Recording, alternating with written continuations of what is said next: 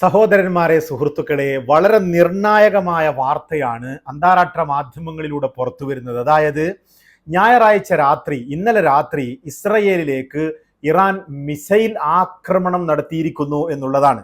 സാധാരണ നമുക്കറിയാം, ഇസ്രയേലും അമേരിക്കയും ഇറാനെ ആക്രമിച്ചാൽ മാത്രമേ തിരിച്ചടിക്കുന്ന ഒരു സ്വഭാവം ഇറാൻ ഉണ്ടായിരുന്നുള്ളൂ. പക്ഷേ കാര്യങ്ങൾ മാറി മറിഞ്ഞിരിക്കുന്നു.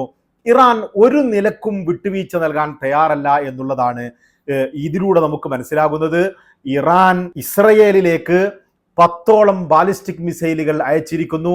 ഇസ്രയേലിൽ നാളെ സ്കൂളുകൾ പ്രവർത്തിക്കുന്നതല്ല, അമേരിക്കൻ ഉദ്യോഗസ്ഥരോടും എംബസിയോ മറ്റോ പ്രവർത്തിക്കുന്നതല്ല, എല്ലാം അടച്ചുപൂട്ടി ബങ്കറുകളിലേക്ക് ഓടിക്കാനുള്ള നിർദ്ദേശം അമേരിക്ക നൽകിക്കഴിഞ്ഞു.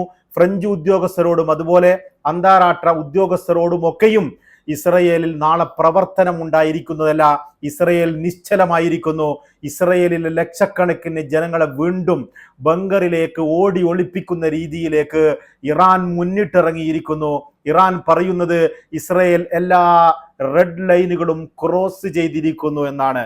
അതായത് നമുക്കറിയാം, കഴിഞ്ഞ ആഴ്ച തന്നെ ഇറാൻ മുന്നറിയിപ്പ് നൽകിയതാണ്, ലബനാനിൽ ഇനി നിങ്ങൾ ആക്രമണം നടത്തരുത്, ലബനാനിൽ ആയിരക്കണക്കിന് ആളുകളെ കൊന്നൊടുക്കിക്കൊണ്ടിരിക്കുന്ന ഈ ആക്രമണം അവസാനിപ്പിച്ചില്ലെങ്കിൽ ഞങ്ങൾ തിരിച്ചടിക്കും എന്ന്, നിങ്ങൾക്കെതിരെ ആക്രമണം ആരംഭിക്കുമെന്ന് ഇറാൻ മുന്നറിയിപ്പ് നൽകിയതാണ്. എന്നാൽ ഇറാന്റെ മുന്നറിയിപ്പുകളെ അവഗണിച്ചുകൊണ്ട് ഇന്ന് രാവിലെ ബൈറൂത്തിലേക്ക് അതിശക്തമായ ആക്രമണം ഇസ്രയേൽ കാഴ്ചവെച്ചപ്പോഴാണ് ഇറാൻ എല്ലാ പരിധികളും ഇസ്രയേൽ ലംഘിച്ചിരിക്കുന്നു എന്ന് പറഞ്ഞുകൊണ്ട് ഇറാന്റെ വടക്കൻ എയർ സ്പേസുകൾ, പടിഞ്ഞാറൻ എയർ സ്പേസുകൾ അടക്കുകയും എന്നതിന് ശേഷം ഇമാം ഖാംനെയി അന്താരാഷ്ട്ര വിമാനത്താവളത്തിലേക്കുള്ള എല്ലാ വിമാനങ്ങളും താൽക്കാലികമായി റദ്ദ് ചെയ്യുകയും ചെയ്തുകൊണ്ട് ഇസ്രയേലിലെ റമത്ത് ഡാവിഡ് എയർബേസിലേക്കായിരുന്നു ഇറാന്റെ ആക്രമണം എന്ന് IRGC അറിയിക്കുകയാണ്. ഇവിടെ രസം അതൊന്നുമല്ല.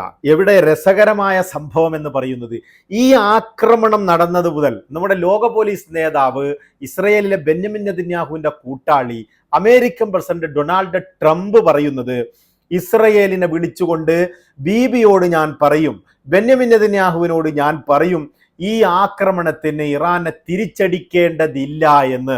അതായത് നേരത്തെ ഒരു കാര്യങ്ങൾ ഞാൻ പറഞ്ഞതുപോലെ കാര്യങ്ങൾ മാറി മറിയുകയാണ്. ഇസ്രയേലും അമേരിക്കയും ഇറാനെ ആക്രമിച്ചതിന് ശേഷമാണ് ഇറാൻ അതിന് റെസ്പോണ്ട് ചെയ്യലെങ്കിൽ ഇപ്പോഴിതാ ഒരു ദുർബലമായ വെടിനിർത്തൽ കരാറിൽ നിൽക്കുകയാണെങ്കിൽ പോലും ഒരു വെടിനിർത്തലിലാണ് ഇവരുണ്ടായിരുന്നത്. എന്നാൽ ഇറാൻ ആദ്യമായി ഇസ്രയേലിലേക്ക് ആക്രമണം നടത്തിയിരിക്കുന്നു. ഇറാൻ എല്ലാത്തിനും തയ്യാറായിക്കൊണ്ടുള്ള നിൽപ്പാണ് എന്ന സൂചനയാണ് ഇത് നൽകുന്നത്. അതിനു പുറമെ ഇറാൻ ഇസ്രയേലിനെ ആക്രമിച്ചിട്ട് പോലും ട്രംപ് പറയുന്നത് ഇസ്രയേല് ഇതിന് തിരിച്ചടിക്കാൻ പാടില്ല എന്നുള്ളതാണ്. കാരണം ഒരു കരാറിലേക്ക് എത്താൻ പോവുകയാണ്. നമ്മൾ ടേബിളിൽ ചർച്ച ചെയ്തുകൊണ്ടിരിക്കെ ഒരു തിരിച്ചാക്രമണവും നടത്തിക്കഴിഞ്ഞാൽ വീണ്ടും അത് കലുഷിതമായി പോകും, ഈ ചർച്ച നിന്നു പോകും. അതുകൊണ്ട് ഏതെങ്കിലും രീതിയിൽ ഇറാനോടും ആവശ്യപ്പെടുന്നത് ഒരു എഗ്രിമെന്റിലേക്ക് തിരിച്ചു വരിക, ടേബിളിലേക്ക് തിരിച്ചു വരിക എന്ന ഒരു മെസ്സേജാണ് ട്രംപ് നൽകുന്നത് എന്നുള്ളതാണ്. ഈ വാർത്ത എല്ലാ അന്താരാഷ്ട്ര മാധ്യമങ്ങളും റിപ്പോർട്ട് ചെയ്യണം. ആക്സിയോസ് റിപ്പോർട്ടറോട് ട്രംപ് പറഞ്ഞതായി ഇസ്രയേലിലെ ചാനൽ 12ഉം അതുപോലെ അൽ ജസീറ പോലെയുള്ള മുഴുവൻ അന്താരാഷ്ട്ര മാധ്യമങ്ങളും റിപ്പോർട്ട് ചെയ്യുന്നു എന്നുള്ളതാണ്. ഇപ്പോൾ നടന്നുകൊണ്ടിരിക്കുന്ന നയതന്ത്ര പ്രക്രിയ ഇല്ലാതാക്കാൻ ഈ ആക്രമണം കൊണ്ട് താൻ ആഗ്രഹിക്കുന്നില്ല എന്നാണ് ട്രംപ് പറയുന്നത്. ട്രംപ് പണ്ടൊക്കെ അമേരിക്കയും ഇസ്രയേലും എന്തെങ്കിലും കാരണം കിട്ടാൻ കളിക്കുകയായിരുന്നു. പക്ഷേ ഇറാനിൽ ഈ പ്രാവശ്യം ഇസ്രയേലിന്റെ കൂടെ ഇടപെട്ടുകൊണ്ട് അമേരിക്ക കുടുങ്ങിയിരിക്കുന്നു എന്നുള്ളതിന്റെ ഏറ്റവും വലിയ സൂചനയാണ് ഈ ഒരു മറുപടിയിലൂടെ നമുക്ക് ലഭിക്കുന്നത്. പക്ഷേ ബെന്യാമിൻ നെതന്യാഹു എന്ന കൊടും ഭീകരവാദിയെ നമുക്കറിയാവുന്നതാണ്. അദ്ദേഹം ഗസയിലെ 10,000-കണക്കിന് കുട്ടികളെ കൊന്നുകളഞ്ഞ ഒരു വ്യക്തിയാണ്. അദ്ദേഹത്തിന് യുദ്ധത്തിന് മുകളിൽ വീണ്ടും യുദ്ധം, ഈ ആവശ്യകതയാണ്. ഇസ്രയേലിലെ സാധാരണക്കാരായ ജനങ്ങളെപ്പോലും പരിഗണിക്കാതെ യുദ്ധത്തിലേർപ്പെടുന്ന അദ്ദേഹം ട്രംപിന് കീഴ്പ്പെടുമോ എന്നുള്ളത് നോക്കി തന്നെ കാണേണ്ട വിഷയമാണ്. പക്ഷെ ട്രംപ് പറയുന്നത്, ഇസ്രയേലിന് ഞാനും അമേരിക്കയും ഇറാനും തമ്മിൽ ഒരു കരാറിൽ എത്തിക്കഴിഞ്ഞാൽ അത് അംഗീകരിക്കുകയല്ലാതെ മറ്റു മാർഗങ്ങളില്ല എന്നാണ് ട്രംപ് തുറന്നടിച്ചിരിക്കുന്നത്. ഈ വാർത്ത വളരെ വ്യക്തവും കൃത്യവുമായി ഇസ്രയേലിലെ ടൈംസ് ഓഫ് ഇസ്രയേലും മറ്റ് ജെറുസലേം പോസ്റ്റും അടക്കം വളരെ കൃത്യമായി റിപ്പോർട്ട് ചെയ്യുന്നു എന്നുള്ളതാണ്. ഇസ്രയേൽ ഞങ്ങളിൽ ഒരു കരാറിൽ എത്താൻ പോകുന്നു, ഞങ്ങളൊരു കരാറിൽ എത്തിക്കഴിഞ്ഞാൽ അത് അംഗീകരിക്കുകയല്ലാതെ ഇസ്രയേലിന് മറ്റ് മാർഗങ്ങളില്ല എന്ന് ട്രംപ് തുറന്നു പറയുന്നു എന്നുള്ളതാണ്. എന്നാൽ ഈ ഒരു ആക്രമണത്തിൽ അമേരിക്ക ഇൻവോൾവ് ചെയ്താൽ, അതായത് ഇറാൻ ഇസ്രയേലിലേക്ക് ആക്രമണം നടത്തി, ലബനാനിലെ ആക്രമണത്തിന് അതിന് പകരമെന്നോണമാണ് ഈ ലബനാനും ഹിസ്ബുള്ളക്കും എല്ലാവിധ പിന്തുണയും പ്രഖ്യാപിച്ചുകൊണ്ട് ഇറാൻ ഇസ്രയേലിലേക്ക് ആക്രമണം നടത്തിയത്. എന്നാൽ ഈ ആക്രമണത്തിന് ഇസ്രയേൽ തിരിച്ചടിക്കുന്നതിന് പകരം ഇസ്രയേലിന്റെ കൂടെ ചേർന്ന് അമേരിക്ക തിരിച്ചടിക്കുകയാണെങ്കിൽ ഇറാഖിലെ അമേരിക്കൻ ബേസും മേഖലയിലെ മുഴുവൻ അമേരിക്കൻ ബേസും ഞങ്ങളും ടാർഗറ്റ് ചെയ്യുമെന്ന് ഇറാൻ മിലീഷ്യയായ ഇറാഖിലെ ഹിസ്ബുള്ള വിഭാഗം മുന്നറിയിപ്പ് നൽകുന്നു എന്നുള്ളതാണ്.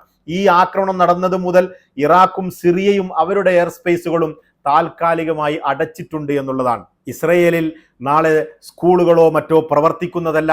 ഇസ്രയേൽ ഈ ഒരു ആക്രമണത്തിന്റെ പശ്ചാത്തലത്തിൽ ഗസയിലേക്ക് പ്രവേശിക്കുന്ന മുഴുവൻ കവാടങ്ങളും അടച്ചുപൂട്ടുകയും എല്ലാവിധ തയ്യാറെടുപ്പുകളും എടുത്തുകൊണ്ട് മുന്നോട്ട് പോകുന്ന ഒരു കാഴ്ചയാണ് കാണുന്നത്.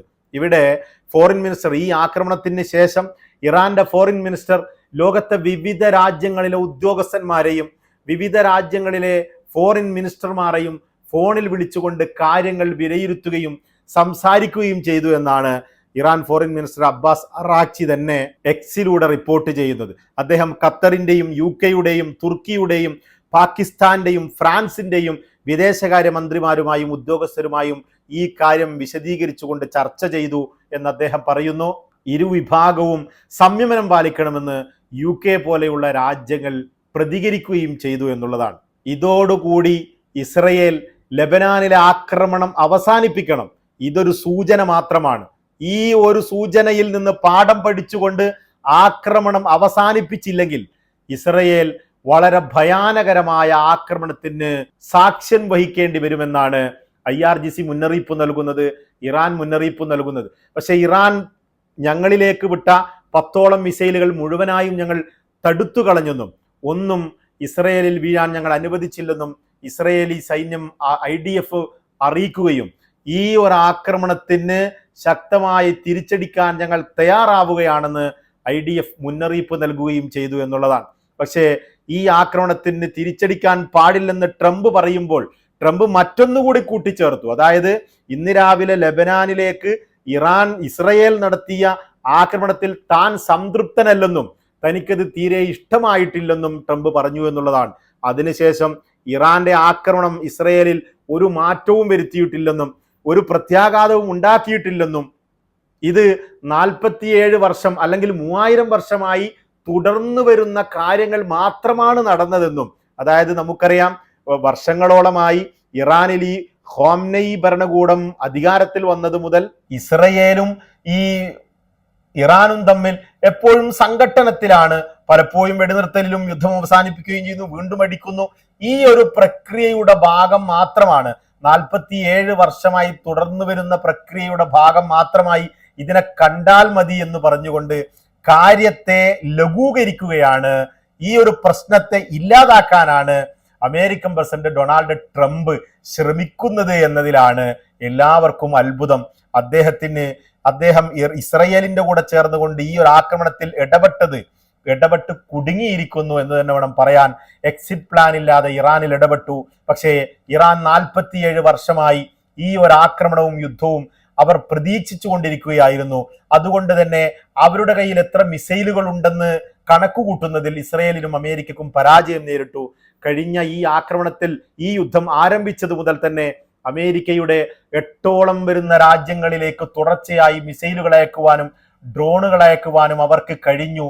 എന്നിട്ടും അവർ ആദ്യം ഇസ്രയേലിലേക്ക് ആക്രമണം നടത്താൻ മുതിരുന്നുവെങ്കിൽ അവരുടെ മിസൈൽ സംവിധാനങ്ങളെയോ അവരുടെ ഡ്രോൺ സംവിധാനങ്ങളെയോ തകർക്കുവാനോ ഇല്ലാതാക്കുവാനോ അതിന്റെ ശേഷി കുറക്കുവാനോ ഒരാക്രമണങ്ങൾക്കും ഇസ്രയേലിനും അമേരിക്കക്കും കഴിഞ്ഞിട്ടില്ല എന്നു തന്നെയാണ് ഈ കാര്യങ്ങളൊക്കെയും വ്യക്തമാകുന്നത്. അതുപോലെ IRGC പറയുന്നത് അമേരിക്കയുമായി തങ്ങൾ പൂർണ്ണമായും ഒരു വെടിനിർത്തൽ കരാറിൽ എത്തിയതിന് ശേഷവും അമേരിക്ക ഞങ്ങളുടെ കപ്പലുകൾക്ക് ബ്ലോക്ക് ഇടുകയും ഹോർമസ് കടലിടുക്കൽ വിവിധ ആക്രമണങ്ങൾ നയിക്കുകയും വിവിധ തവണകളായി വെടിനിർത്തൽ കരാറിൽ നിന്ന് ലംഘനം നടത്തുകയും ചെയ്തതുകൊണ്ട് കൂടിയാണ് ഇത്തരത്തിൽ വെടിനിർത്തൽ കരാറിനെ ലംഘനമെന്നോണം അതിനെ അംഗീകരിക്കാതെ ഇസ്രയേലിലേക്ക് ആക്രമണം അയച്ചുവിടാൻ ഞങ്ങൾ കാരണമായത്. അമേരിക്കയും ഇസ്രയേലും പലപ്പോഴും ചുവന്ന രേഖകൾ മറികടക്കുന്നു എന്ന് IRGC ആരോപിച്ചു എന്നുള്ളതാണ്.